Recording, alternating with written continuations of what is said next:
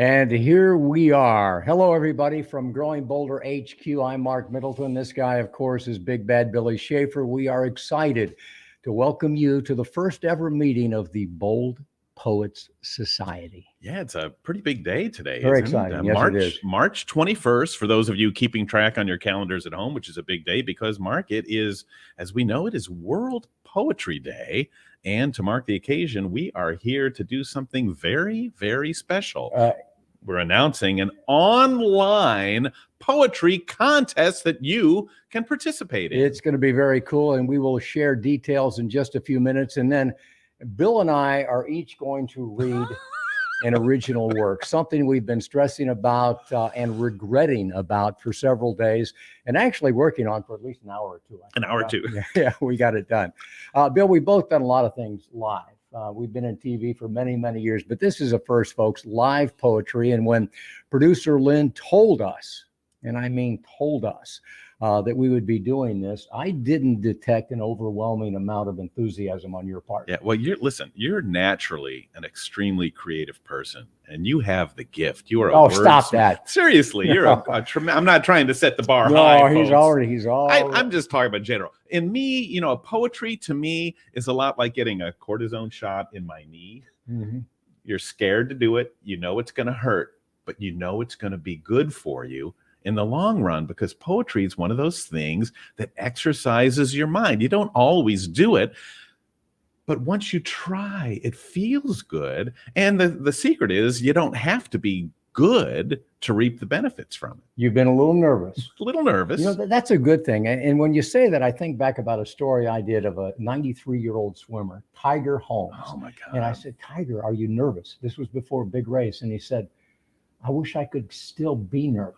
Oh, wow. Wouldn't that be a kick to still be nervous? And I've thought about that a lot. Can you not get nervous when you're 93 years old? Getting nervous is a good thing. I think it's fun. It is a kick to do it. And folks, as you may or may not know, there's been tons of research that shows that poetry boosts our memory. It encourages self-reflection. It inspires creativity. And of course, it develops literary skills. So we get better every time we write a poem. Yeah, I think every time you step out of your comfort zone, Mark, it kind of challenges you in a way that does get the endorphins moving a little bit. And even something simple like poetry, even if it's bare, basic, fun, nursery rhyme stuff, look, your mind takes you back to memories you hadn't thought of in a while, and you start thinking, hey, I can rhyme all those words, and it's great. So you are alluding to the poem that I'm going to read coming up, my basic nursery rhyme stuff, pretty much. So, do you have a favorite poet? Do you follow poetry at all? I was afraid you were going to ask me that. Embarrassingly, I don't think I know much at all about classic poetry, but I was thinking about that in preparation for this. And really, all of us know great poetry because of the music we grew up with. Just think about like Bob Dylan. What's the one? Come mothers and fathers throughout the land, and don't criticize what you can't understand. Your sons and your daughters are beyond your command. Your old road is rapidly aged. Bob Dylan, the times they are a-changing. It was fantastic. And on growingboulder.com, we've done many interviews with incredible rock stars. One of them, the most unforgettable, is my friend Robbie Steinhardt. He and Steve Walsh in the band Kansas, in the song All the World, they wrote, all the world's forgetting that hatred fills our hearts, the time of selfish reasoning that keeps us all apart. This world was meant to share. Let them know you care by making someone's life worth living. Poetry is in everything. I wish you wouldn't have done that before we read our poems, because you made us look bad. My favorite poet, and I'm pretty much like you, I don't read a lot of poetry, but selfishly, my favorite poet is my sister Molly, who is a published poet. She's got an MFA in poetry. She's also a recognized thought leader in the memory care field, and she created, and I'm really proud of this, she created a unique poetry facilitation program in which people with Alzheimer's, many different kinds of dementias are all brought together, and she facilitates this deal where they together write poems. And in many cases, Bill, these are people that are so far advanced in their memory struggles that they're nonverbal. But yet she figures out a way to get them to contribute and to participate, and you can see their minds work, and they think of things they haven't thought in years. And at the end of this this facilitation, they have written a poem together that they're all proud of. And I say that, and as I say that, I'm reminded that we actually did a video story on that. So you should go to growingbolder.com or just go to growingbolder.com and search Molly Middleton Meyer, and you can see that story because it's really a cool one. And at Growing Bolder, our mission, folks, is really not to view aging as a time of loss and limitation, but rather an opportunity to embrace passion and purpose and possibility. It's what we do. And it's really one of the reasons we like poetry, even though, as you will see in just a very few moments, Bill and I are not really very good at it. And that's a great point, but it doesn't matter. Right. And to everybody watching, who's thinking, well, I'm not going to enter something like that. Don't limit yourself if you're not, because we're all trying to make the most of our lives. And almost every poet and philosopher will tell us that's about mindfulness, living in the moment. The poet Mary Oliver, Mark, might have said it best when she said, instructions for living life. Pay attention, be astonished, and tell about it. Love it. Yeah, poetry has the ability to do that. And since you quoted Mary Oliver, may I quote Carl Sandburg, who wrote, "I never started a poem whose end I knew. Writing a poem is a journey of discovery." And I think both you and I discovered that in writing our poems. And that's really why we're excited about our first ever Bold Poets Society Slam, because we are all, every one of us, on a journey of discovery. Yeah, and we're kind of excited that we're not doing this alone either. We have one of our best partners joining us, one that we care about the most, Florida Blue Medicare. We love this company because they get it. Yeah. They're different than many. They embrace the whole human experience. One of the reasons we were excited to partner with them is more than just providing insurance. They're about helping you be happy and healthy, whether it's a gym membership. They help with silver sneakers, facilitate that, or whether it's a caregiver program through this incredible company called Carallel, where they give you assistance in giving care to a loved one, or else a free health assessment in one of their retail centers. Florida Blue Medicare shows there's a lot that health insurance can do. Yeah, we're very, very fortunate. It's cool to have a mission like we have, and it's beyond cool to have a company like Florida Blue Medicare in which we are so aligned. And, together, we're not about selling anybody anything, and they're really not about selling healthcare insurance. We're together about helping you be you. So, and this is part of that. We want the poem that you write to reflect who you are. So, Bill, tell us how this contest is going to work. You mean the Bold Poet Society that Exactly. we should all join? Well, look, we decided to launch the contest today because, as we mentioned, it's World Poetry Day. And the contest will run for most of the month of April, which is National Poetry Month. So there's two categories for this, Mark. There's the written word and there's the spoken word. The written word's 12 lines or less. The spoken word, which is 2.5 minutes or less. Now, either way, there's one requirement. You have to include the words growing, bolder, Florida, and blue. No particular order or context, just growing bolder, Florida, and blue. Your poem needs to be original. And Mark, there are prizes. Amen. First prize in the written category. And I think our poems, Bill, are both going to be in winners, big winners. Well, no, we're not in the written category. I don't think. I don't know how you guys can classify what we do in I just don't a think, minute. Mark, that we're in any category. Well, that's probably true. But there is a written category. First place, placement of your poem in the Growing Bolder May 2022 Digital Digest. Ooh. I mean, that's big time. Ooh. That is a prestigious online publication that many, many people read, with a link to the winner's website. If you don't have a website, we will link to an organization you like. We will help you do your thing. You'll also be included in a Growing Bolder Insider newsletter and shared with our nearly 1 million social media followers. So you're going to get some pub. Yeah, and even if you enter in the spoken word, Right. and if you come in first there, you're also going to be on the Growing Bolder podcast radio show, Nice. which airs nationally on NPR and on all the podcast platforms as well. And it will be featured in our newsletter and shared on all of our social media channels, plus bragging rights as the first Bold Poet Society Slam champions. And there are prizes for second and third in both categories as well. So you're seeing the website there. Just continue to check it out. And if you go to growingbolder.com/poetry slam, this is what you will find: a complete listing of all of the rules. You can read through the prizes. And this is where you also can go to submit your entries. And Bill, I don't think there's a rule against entering multiple times. So, if you get into the groove and you're writing poems, submit them all, and we'll let our judges. If everybody figure it out. watching us now tells me right here by typing in the comments that my poem stinks, Right. that I could write another one and submit that. Do it. Ooh, Yeah. Man, that takes a little bit of the pressure Well, off. it's part of growing bolder. You just keep on trying. All right. You will see shortly that the poetry talent that Bill and I each have is lacking, which pretty much eliminates us as qualified judges for such a prestigious competition. What? So we've got some heavyweights to help us sort things out. Number one, Sean Welcome. This guy is the poet laureate for the city of Orlando. He's a content writer, nationally known performance poet, and a very cool dude. Sean and I actually both performed, and I use that word loosely with me, at Pachakacha in Orlando a few years ago. Sean also founded the Diverse Word Weekly Poetry Open Mic in 2006, and he continues to lead that to this very day. He's fantastic. Cool guy. And another great judge is Susan Lilly.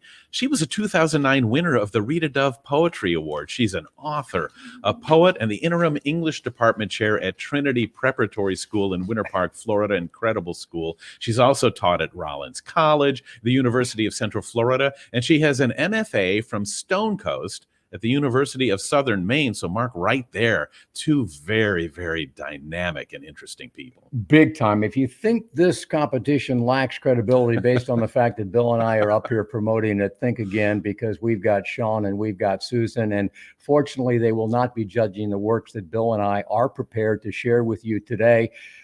Bill, are you ready? Are you nervous? Did you need to stretch out your hammy or anything? I think I'm almost to where I'd like to get it over with. Yeah, I'm with you. And it's a poem that I worked on long and hard. I wrote it in the car on the way to work this morning after you picked me up. Thank you for letting me ride in the back of the van. So should I do this here? Yeah, just do it whenever you're ready to go. So we're trying to let people know that the bar is not all that high. We just love for you to enter, be part of it. You'll have a great time. And here's my entry in the Growing Bolder Bold Poet Society Poetry Slam. Ready? I looked into the mirror today and saw a shocking sight. I've grown so bald, my eyes have bags and the hair I have is white. I looked a little closer and, much to my surprise, I thought of how much closer I must be to my demise. Staring more intently still, I'm older but still feel like Bill. Aging has me feeling blue. Who am I now and who are you? Everything is changing. I'm trying to hang on tight. They say it just gets worse from here. Do you think they could be right? We're all on lots of prescription meds. You think the end is near? But that's no way to live a life in anxiety and fear. They say that aging means you're weak, but there's no way that's right. I'm smarter, wiser, handsome too. So much for my eyesight. I want to live each day I have. There's so much left to do. Some act like when we reach that age, they think that we are through. That's not the way it has to be. I'm shifting into gear. Age doesn't make us less than you. Hey, buddy, we're still here. Creating, learning, giving back for all that we have got. Waiting for the end to come? That's one thing we're not. And if you wonder what it's all about and where your life is headed, it's up to what you want to do. Forget what you've regretted. When it comes to age, it doesn't matter, but you're going to have to fight. Life doesn't come on a silver platter, although we wish it might. From Florida on out west, beauty's the beholder. Live each day with purpose and joy, because then you're growing bolder. Dang, that was good. You got all four words in: growing, bolder, Florida, and blue, in no particular order. I believe you came in under 230. Nice. That not only qualifies, I mean, now I'm jealous because A, it was great, and B, it's over. And I do feel good. I'm a little nervous watching the comment section to see if anybody's going to write anything about what I did. Slam dunk. I don't know how they can write anything but bravo, brilliant, way to go. Well, so that brings us to this is not the very first time we've done this. Mark and I have messed around with poetry before, and you're so funny and you're so good at this, and you put so much heart in what you do that I'm very anxious now to hear your submission. Well, I've done it one other time, and the one you're referring to was done simply to amuse us. It was not to share with anybody else. It's the kind of thing that I couldn't share with anybody else. So this one is much different, and I'm sure it won't amuse you. But it is interesting because it's very similar to the poem that you did. And Bill and I didn't talk at all about this. Producer Lynn said, write a poem. And we both, said, okay, let's do it. But we're kind of going in the same direction. And So before I begin, I have to confess, I thought a poem that didn't rhyme would better impress. I thought it would be cool and really sublime to spit out deep thoughts and pretend that they were mine. Free verse, I thought, is the way to go. Just ramble a while and put on a show. Utter some weird stuff.